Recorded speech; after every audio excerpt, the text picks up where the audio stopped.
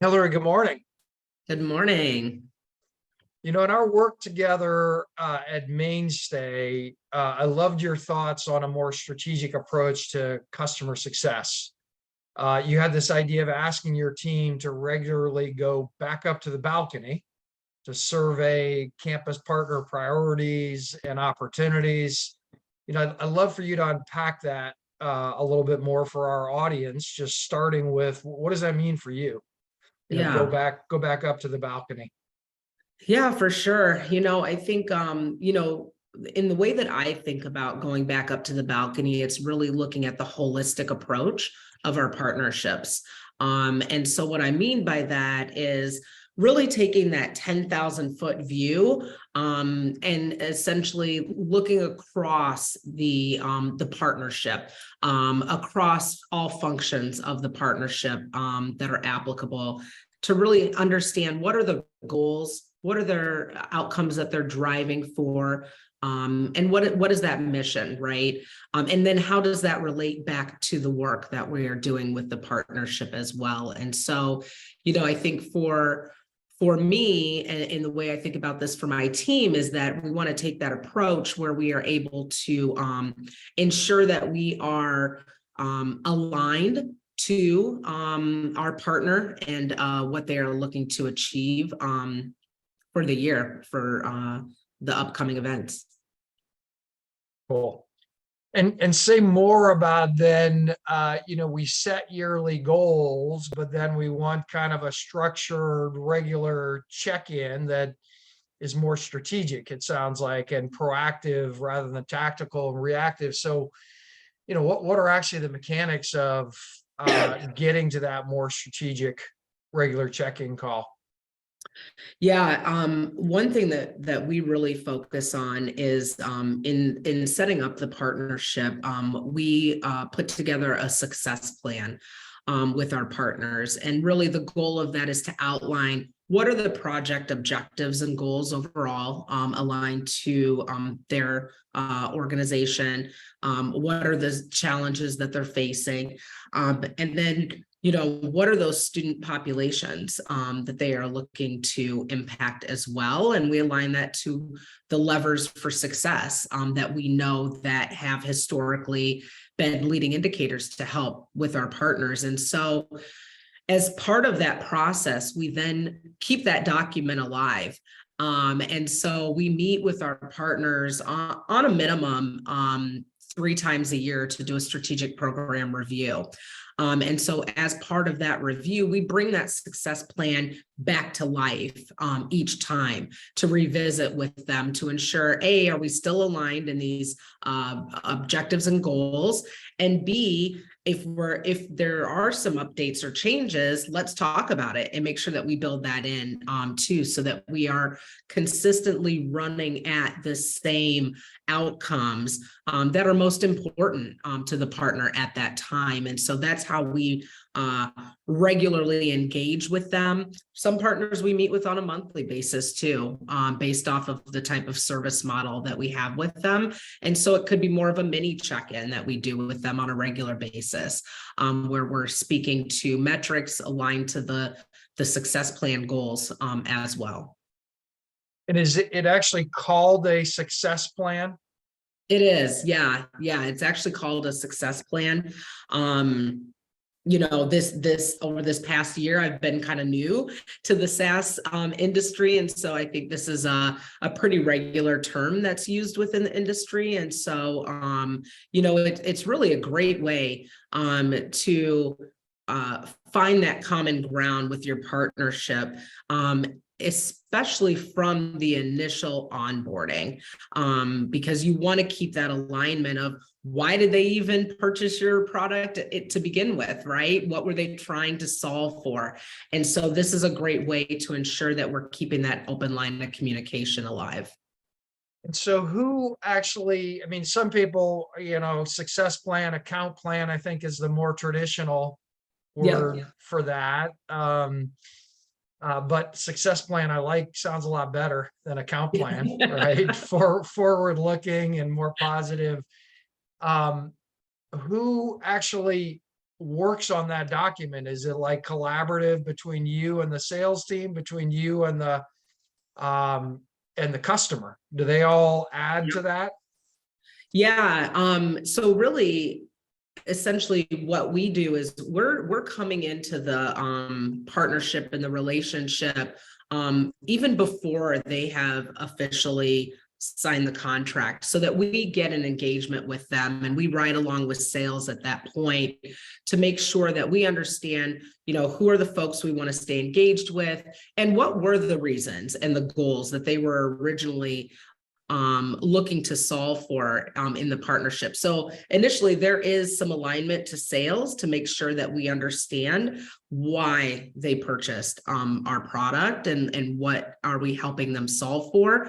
From there, we take the information that sales has captured and we then have a collaborative conversation with our partner to build out that success plan. So we've done some due diligence, we've done our homework, and the partner success manager is the one who is driving that collaborative conversation with our partner to ensure that there is alignment. And so it's really we don't want to have to start the conversation from scratch, right? So that's the purpose of the due diligence. And then that way we can do kind of a temperature check, right? This was originally the reason, that you had purchased the product. We want to make sure these are still the goals and outcomes that we're driving towards. And is there anything else, right, that we need to consider and build into it too? So it is very much a collaborative conversation between sales, the partner, and the partner success manager. If I heard that correctly, sales hands off their notes, and you're then the partner success manager builds the initial success plan. Yep. Shares it with the partner to kind of iterate. Yep. You got it. And then you have that quarterly meeting? Do you share the success plan with your partner? We do. And so part of our process coming into 2023, we've really reimagined our strategic program review overall, not just how we approach it, but also the materials that go into our decks. And so part of that is we put the success plan in every single strategic program review. So it is, again, just a living, breathing document that we're always aligning towards. Yep. Love that. So then now you have a sort of agreed on strategy, so to speak, and success plan. We know that the only constant is change, and you show up to the calls and things have changed. And this is something, we've talked about is how do you get the PS team to do good discovery, Yeah. because often they, the first reaction is, well, I don't do sales. Right. And so just curious how you think about that. So you have a success plan, but you got to revisit it. Yep. Are these still priorities? Are there other priorities? Are there other areas we can expand to? What does that look like in terms of good expansion discovery for your team? Yeah, I think really it's some of that homework in advance, right, of the strategic program review too. And so what I mean by that is, if there are earlier touch points that the partner success manager has, which they likely do, that we are consistently still talking about the success plan at that time. We're also looking at, and evaluating product usage, right, in terms of outcomes that they're seeing and insights. And so that's another area where there's some discovery, right? Where we may say, hey, there's an opportunity to expand into another department. There's an opportunity to maybe add retention because they're seeing great results from their admissions outreach. And so it's really just that consistent observation of how they're utilizing our product, what type of results are they seeing, and then having a consistent conversation with them and a regular touch point with them to keep that value in front of them so that they are able to identify what are those expansion opportunities? We also then align to sales too, right? So if we're looking to grow in other departments outside of maybe where we are right now, we regularly interact with our sales team too, to ensure that if there's opportunities that we can have them come along and do some of that discovery too. Got it. So I mean, it's really I heard two things. It's, you want to build on success to date. Hey, this is done really well for enrollment. Should we add retention? It's done really well for this student population. Should we think about other international student population? Then if they lean into that, it sounds like you might partner with sales to do more discovery, or does your team do an initial discovery to explore interest, or how do you know there's kind of readiness to explore a new topic? Yeah, I think it's a matter of the team really understanding kind of for lack of a better word, I'm going to call it buying signals, right? And so when the partner is sharing information, pain points, additional challenges, right? Like is the partner success manager picking up on that, right? And so we're really have taken the approach over the past year to enable the team to understand how to take that consultative approach when they are interacting with their partner. When the partner says, hey, I'm experiencing this challenge, they may say that in passing. And so you may just slow down a little bit and ask additional open-ended questions. Tell me more about that, right? What challenges are you having? How are you currently trying to solve for those challenges?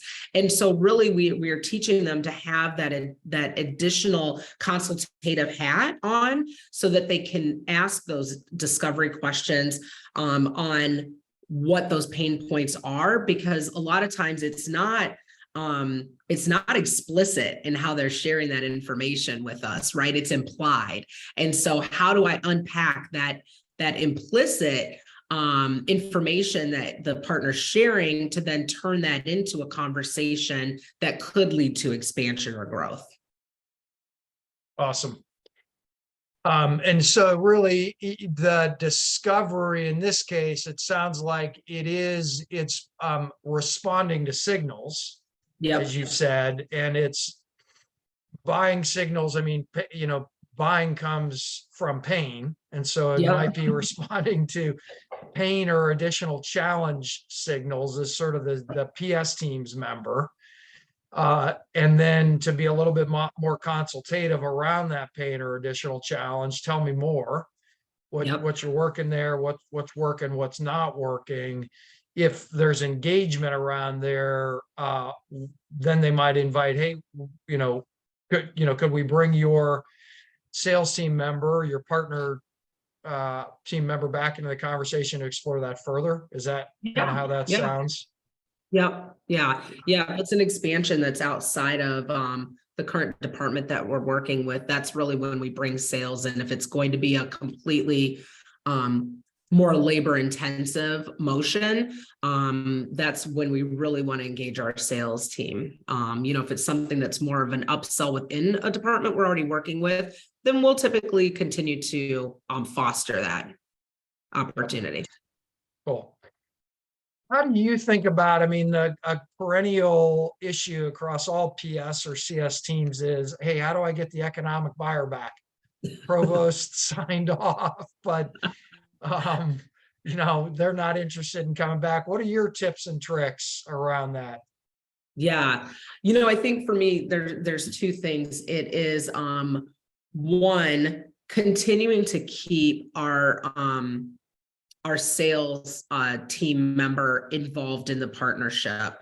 And what I mean by that, I talked about the strategic program review process that we've reimagined for this year. And part of that is that we bring the sales team member in at least to one of those each year, so that they continue to stay engaged and aligned. So we're relying on that cross collaboration between the PSM and the sales team to foster that relationship together. Part two of that is that we really focused on bringing the partner success manager in to a new sale opportunity pre-contract, so that they are being introduced to that economic buyer, that executive sponsor, while they're still at the table during the buying process, so that we don't lose sight of that relationship. Because, you know, some of the pitfalls I had observed was, you know, we would signed, sealed, and delivered, and then turn it over to the partner success manager, and then the executive sponsor may not be involved any further, right? Because now it's boots on the ground. So by us involving and introducing the partner success manager sooner in the sales process has really proven to be well, so that they stay connected to them. And so again, like having a regular touch point with the executive sponsor, reaching out to them, but being able to speak to value, right? What is keeping them up at night? That's the key, right? You know, you have to, again, I'm going to take us back to the beginning. You got to go back up to the top of the balcony, right? Because that's where that executive sponsor is typically sitting, right? They're sitting at that balcony view. And so in order to stay connected with them, that's how we have to craft the narrative on the state of the partnership and what we're driving towards in order to stay engaged with them. Yep.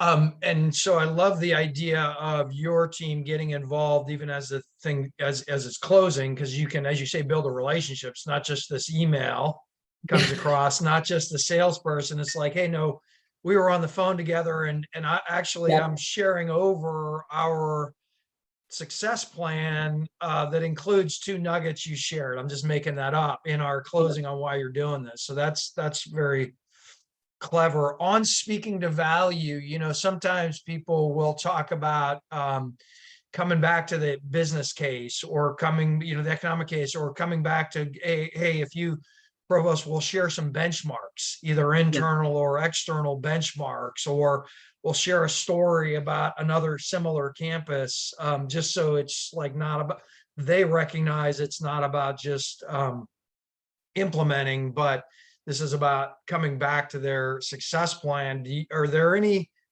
kind of tips or tricks there that you think about that's speaking to value, that draw that economic buyer back in? Yeah, I think part of that is doing some due diligence and research, you know, at the partner level, right? And so what I mean by that is like going out to understand, like, what is, you know, a lot of times the institutions will post their strategic roadmap for the year, right? Which will outline some of that mission value and some of the benchmarks that they're looking to achieve. And so, you know, by staying connected to the news and the information that they're sharing is important too.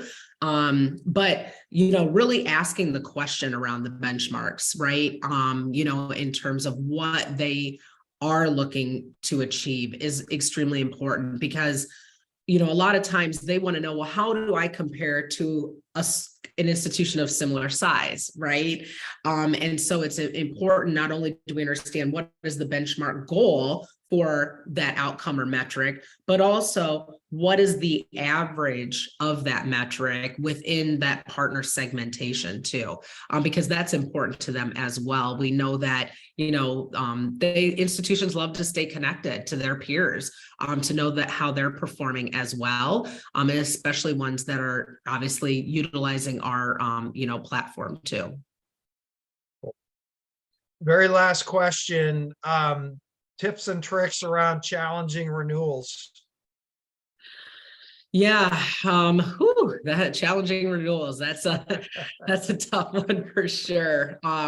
You know, I think one thing that we've really focused on over the past year is elevating any concerns or red flags that, you know, we may identify very early on in the process. Even if you're not sure if it's a red flag, we're talking about it, right? Because we want to be sure that we have an opportunity to just have the conversation and have some transparency, around what a concern could be, or maybe, they want to pivot in a different way, but let's open up the conversation. We're here to talk about it and help solve, right? And so really showing that true partnership and collaboration, I think is important, that we want them to succeed just as much as they want to too. And so we really take a genuine approach in that conversation. With our renewal process too, we're starting it earlier in the cycle. And so what we have definitely found is that it really will benefit us to start that conversation almost 6 months prior to the contract end date at this point, so that we can, as the challenges may present themselves or occur in different ways, it gives us the time to work through it, instead of either side feeling rushed, in making maybe a rash decision, to not move forward. So it gives us that working space so that we can continue the conversation. I think the other key thing is being prepared, right? Like the partner success manager really has to do their homework and, understand really what is that state of the partnership, and be prepared to have the conversation and not be afraid to have a courageous conversation with the partner too, right? Because there could have been some challenges. And so we want to be able to express that and really understand and unpack it. With the renewals too, again, we are really focusing and honing in on that relationship internally with our sales team, so that we really continue to stay and really operate as a unit when we are working with our partners. We don't want it to be just a one and done, situation. We really want to foster that relationship along the way as we continue to partner together. Yeah, makes sense. And last question is, what's a kind of a common red flag for you all? What, as you talk about red flags you want to monitor early, what are some examples? Yeah, I think two immediately come to mind. It's lack of product usage, or a decline in product usage that is unusual in how they have typically utilized the product, and then lack of communication or pulling back, I think would be the other one. Especially if you've had a partner that has met with you regularly, has interacted with you frequently, and then all of a sudden the relationship starts to shift and communication declines, that starts to become a concern, as well, because it likely means something's happening. Some other internal conversations on their side may be happening that they're not ready to bring us into. And so, especially with communication, if communication starts to go far outside of, a few weeks, a month, where you guys have been communicating regularly, that's not normal, right? And so we really want to get the partner success manager to raise that, with us. And from a leadership perspective, we're there to support the team too. So we will, connect with the executive sponsor as well, and just ensure that, we keep that. But those are two red flags that immediately come to mind. Cool, helpful. Hilary, congrats on you really have, we've touched base on this over a couple of years, and Yeah. you really have put in place a strategic program. And I'm sure, the devil's in the details, and not everybody's quite as good, but, very clear program to make the partner success team kind of lead, right? Get back up to that balcony and make sure we have a success plan and make sure we're working it. So congrats on a really well articulated program. It's great to hear. Thank you. Appreciate it.